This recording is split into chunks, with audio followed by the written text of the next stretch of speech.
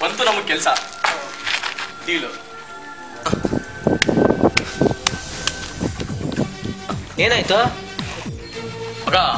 ಒಂದು ಪೇಜಾನ್ ಆಯ್ತು. ನಾನು ಅಷ್ಟಿಂದ ನೋಡ್ತೀನಿ, ತಡ್ಕೊಂಡಿದ್ದೀನಿ. ಎಲ್ಲದಕ್ಕೂ ಒಂದು ಲಿಮಿಟ್ ಇರುತ್ತೆ.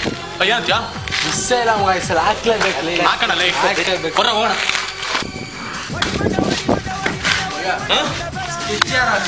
ಸ್ಕೆಚ್ ಇಲ್ವಾ? ಸ್ಕೆಚ್ ಸೀನಾ